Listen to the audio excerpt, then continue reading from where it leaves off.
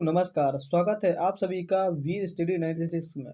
दोस्तों मैं लेकर आया हूँ सामान्य विज्ञान के टॉप 25 क्वेश्चंस। तो आइए शुरू करते हैं सेशन को। पहला क्वेश्चन आप सभी लोगों की स्क्रीन पर देखते हैं। पहला क्वेश्चन क्या कह रहा है, बेहद ही अच्छा प्रश्न है। आप जब भी प्रैक्टिस करेंगे ये मिलने की संभावना है। समझते हैं क्या कह रहा है। कह रहा है कि निम्नलिखित में से कौन सा हाइड्रोजन का आइसोटॉप है। क्या प्लूटोनियम है, ड्यूटेरियम है या ट्यूटेरियम है या ये तीनों है। समझ के आंसर करेंगे हम कि हाइड्रोजन का आइसोटॉप क्या है। तो ये तीनों है। तो इसका सही उत्तर होगा दोस्तों ये सभी। क्वेश्चन नंबर अगला देखते हैं। कह रहा है कि फसल यंत्र, क्वेश्चन नंबर सेकंड देखेंगे। कह रहा है कि फसल यंत्र का कवक रोग निम्नलिखित में से कौन सा है। जो फसल यंत्र होता है उसमें एक कवक रोग होता है, वो पहचानना है। क्या आलू की पत्तियों का मुड़ना या कपास का विल्ट या चावल में तुषार या आलू में भूरी जो सांड्स होती है उसको बोल सकते हैं। तो फिलहाल इसका सही उत्तर होगा दोस्तों कपास का विल्ट। इसका सही उत्तर होगा बी। अगले चलते हैं नेक्स्ट क्वेश्चन पे। थर्ड क्वेश्चन देखेंगे क्या कह रहा है। थर्ड क्वेश्चन समझते हैं। कह रहा है कि परमाणु विखंडन, नए क्वेश्चन हैं दोस्तों, आपको नहीं आ रहे होंगे, मैं ऐसा समझ सकता हूँ क्योंकि मैंने नए क्वेश्चन रखे हैं। तो देखते जाइए प्रश्नों को और बने रहें मेरे साथ। परमाणु विखंडन प्रक्रिया के दौरान उत्पन्न ऊर्जा का प्रयोग किया जाता है। क्या किया जाता है। ईंधन बनाने में, बिजली बनाने में, ताप पैदा करने में या इनमें से कोई नहीं।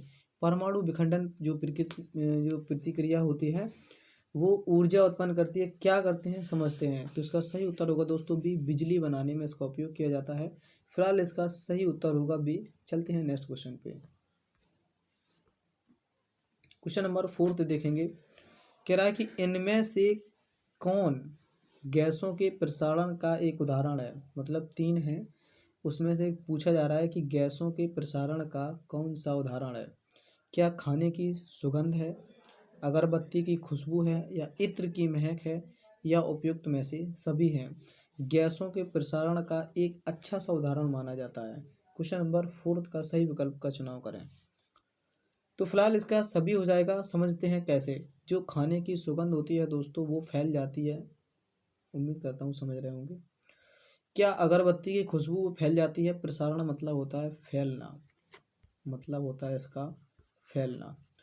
अब इत्र की महक ये भी दोस्तों फैल जाती है। तो इत्र से एक क्वेश्चन मुझे याद आता है कि इत्र जो बनाने की विधि थी वो नूरजहाँ की अम्मी जान थी जिनका नाम था अस्मत बानो बेगम। इन्होंने ये इत्र निकालने की विधि खोजी थी। और इत्र से एक क्वेश्चन और पूछा जाता है कि कन्नौज को किस नाम से जाना जाता है। तो कन्नौज को इत्र की नगरी के नाम से जाना जाता है। ये एक्स्ट्रा फैक्ट था। समझते हैं इसका। फिलहाल इसका सही उत्तर होगा सभी। क्वेश्चन नंबर अगला देखते हैं। क्वेश्चन नंबर 5 देखेंगे क्या कह रहा है। कह रहा है कि निम्नलिखित में से किसमें अधिक ताप है। अधिक टेम्परेचर है, अधिक ताप है, क्या है समझते हैं। क्या बर्फ में है, उबलते पानी में है, भाप में है या ये ऊपर के सभी, मतलब इन सभी में है। कह रहा है कि इनमें निम्नलिखित में से किसमें ताप अधिक है। तो फिलहाल इसका सही उत्तर हो जाएगा भाप। तो इसका सही उत्तर हो जाएगा भाप। और इसको इंपॉर्टेंट लगाएं दोस्तों, ये कई बार एग्जाम में छपा है क्वेश्चन। क्वेश्चन नंबर अगला देखते हैं। क्वेश्चन नंबर 6 देखेंगे क्या कह रहा है, समझते हैं। कह रहा है कि इनमें से कौन महामारी और स्थानिक दोनों प्रकार की बीमारियां हैं। अभी आप समझते हैं ये कोविड 19, अभी ये कोविड 19 था, ये कैसी बीमारी थी। क्या एपिडेमिक थी या एंडेमिक थी। एक होती है महामारी वैश्विक स्तर पे, एक होती है स्थानीय स्तर पे। तो ये जो कोविड 19 बीमारी थी अपनी, ये विश्व स्तरीय थी। याद रखना ये क्वेश्चन छप सकता है पेपर में। अब पूछा जा रहा है कि जो एपिडेमिक और एंडेमिक ये दो बीमारियां हैं, मतलब स्थानीय स्तर पे और विश्व स्तर पे ऐसी कौन सी बीमारी है जो दोनों जगह होती है। क्या टाइफाइड होता है, हैजा या पोलियो या खसरा। तो इसका सही उत्तर होगा दोस्तों हैजा। इम्पॉर्टेंट लगा, ये ऐसी बीमारी है जो दोनों स्तरों पे पूछी जाती है, मतलब स्थानीय स्तर पे और विश्व स्तर पे। कोविड 19 अपनी वैश्विक स्तर की महामारी थी। तो फिलहाल इसका सही उत्तर होगा बी। क्वेश्चन नंबर अगला चलते हैं। क्वेश्चन नंबर 7 देखेंगे क्या कह रहा है। क्वेश्चन कह रहा है कि निम्न में से कौन सा ग्रेफीन के बारे में सही नहीं है। कह रहा है ग्रेफेन, ग्रेफेन के बारे में सही नहीं है, मतलब 3 बातें सही होंगी, एक गलत होगी। क्या कार्बन के एलोट्रॉप या 3 डायमेंशन स्ट्रक्चर या परमाणु जाली के रूप में या हनी कॉम्ब स्ट्रक्चर, कौन सा नहीं है? जब बार नहीं वाला क्वेश्चन आता है थोड़ा सा इत्मीनान करके आंसर दिया करें। क्वेश्चन नंबर 7 ग्राफीन के बारे में सही नहीं है, तो इसका सही उत्तर होगा दोस्तों 3 डायमेंशन स्ट्रक्चर, इसका नहीं है, बकाया 3 पार्ट होते हैं, तो इसका सही उत्तर होगा बी। क्वेश्चन नंबर अगला देखते हैं। कह रहा है रीजन क्या है, रीजन क्या है? इंपॉर्टेंट लगाएं इस क्वेश्चन को, कई बार आपको देखने को मिलेगा ये क्वेश्चन, इंपॉर्टेंट लगाएं इसको। कह रहा है रीजन क्या है? रीजन एक बहुलक है, वायरस है, मेलवेयर है या सर्च इंजन है? कई बार छपा है ये प्रश्न, डायरेक्ट आपको हुबहू मिल सकता है एग्जाम में। रीजन क्या है? तो इसका सही उत्तर होगा दोस्तों 8 का मेलवेयर, यह एक मालवेयर है। क्वेश्चन नंबर 8 का सही उत्तर होगा सी। क्वेश्चन नंबर अगला देखते हैं। क्वेश्चन नंबर 9 देखेंगे क्या कह रहा है दोस्तों। कह रहा है कि लाइफाई के लिए गलत कथन कौन सा है? लाइफाई, लाइफाई के लिए गलत कथन को चुनना है। जब भी गलत प्रश्न जब हम छाटते हैं तो थोड़ा सा अच्छे से प्रश्नों को हल करें। क्या यह एक प्रकाश आधारित संचार प्रणाली है? यह एक वायरस कनेक्शन है? यह एक बिटर जो ट्रॉनिक संचार पर आधारित है सिस्टम, या ये रेडियो आवृत्ति संकेतों का उपयोग है? लाइफाई के बारे में गलत चीज चुननी थी हमको, तो फिलहाल क्वेश्चन नंबर 9 का सही विकल्प बताएं। तो इसका सही उत्तर हो जाएगा दोस्तों बी, यह एक जो वायर कनेक्शन है यह नहीं है, तो नहीं वाला चुनना था। फिलहाल क्वेश्चन नंबर अगला देखते हैं। क्वेश्चन नंबर 10 देखेंगे क्या कह रहा है। कह रहा है सबसे बड़ा अणु कौन सा है जो मानव तन का एक हिस्सा है? सबसे बड़ा गुणसूत्र पूछा जा रहा है, वो कौन सा है जो मानव के तन का सबसे बड़ा हिस्सा है? विकल्प ए गुणसूत्र 1, गुणसूत्र 2, गुणसूत्र 3, गुणसूत्र 4। क्वेश्चन नंबर 10 का सही उत्तर होगा दोस्तों गुणसूत्र 1। फिलहाल इतना पर्याप्त है। क्वेश्चन नंबर अगला देखते हैं।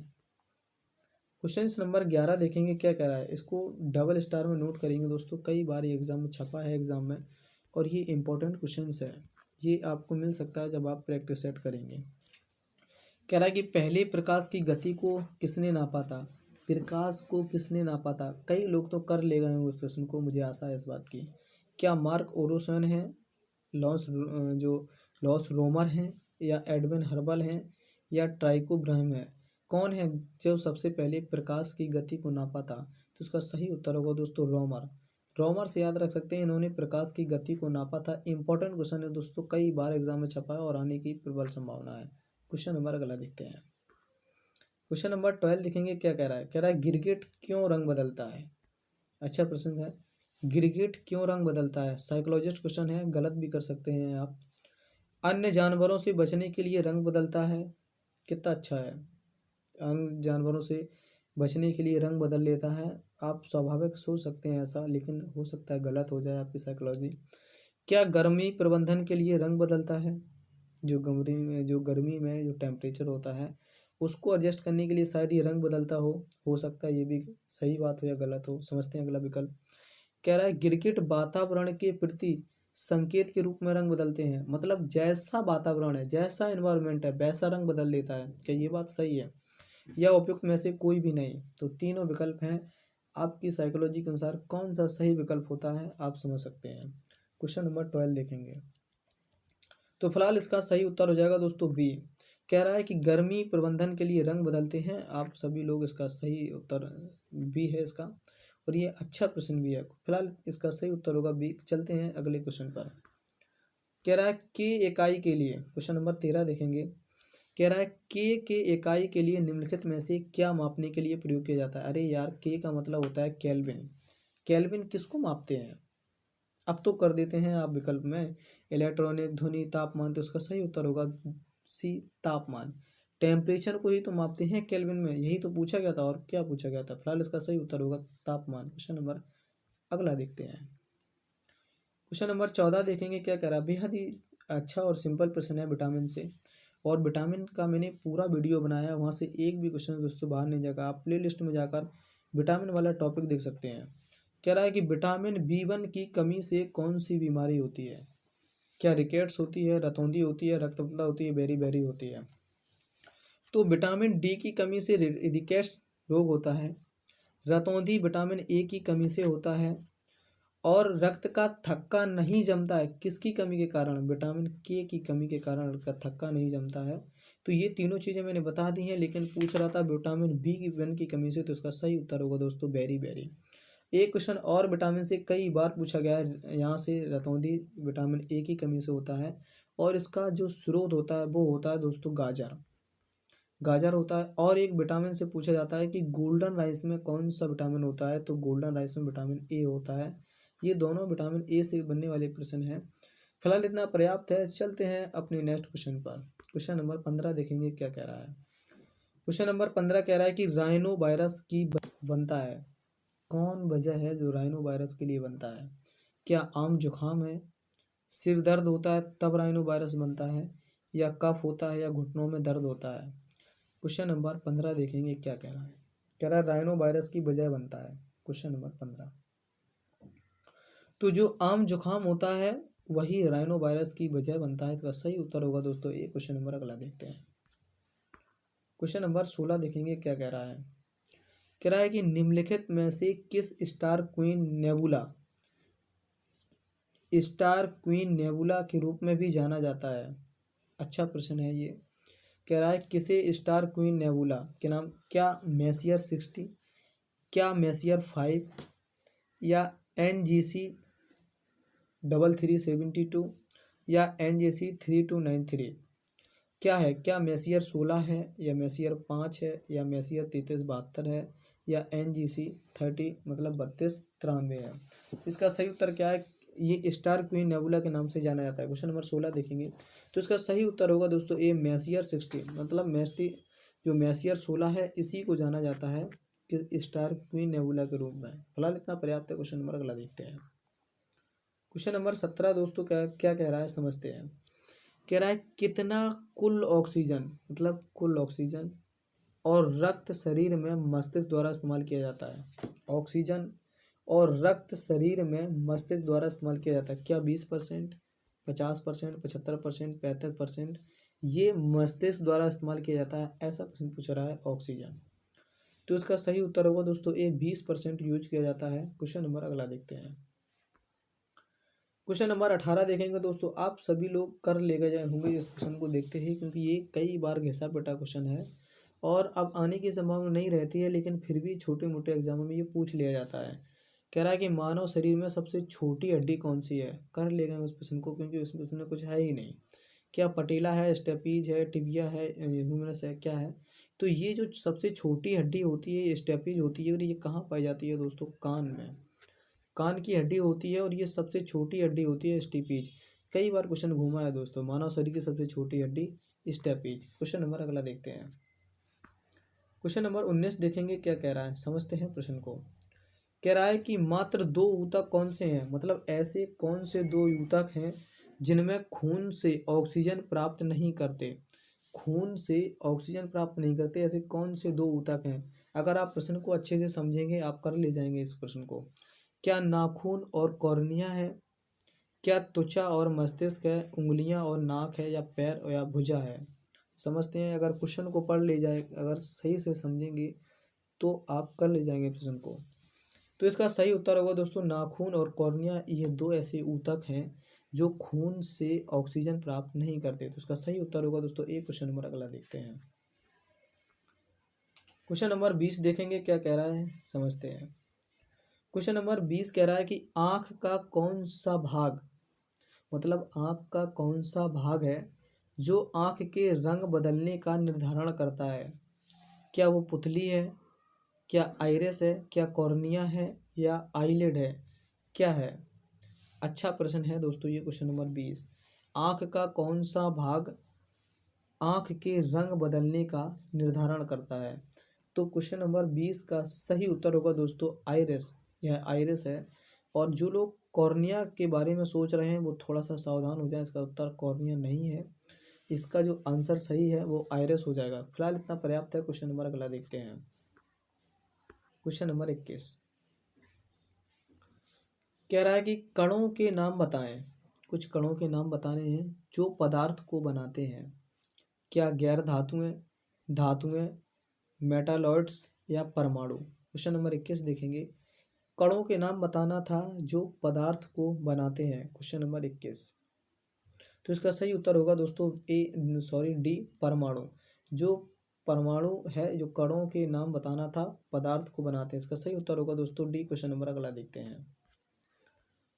कह रहा है कि क्वेश्चन नंबर 22 देखेंगे।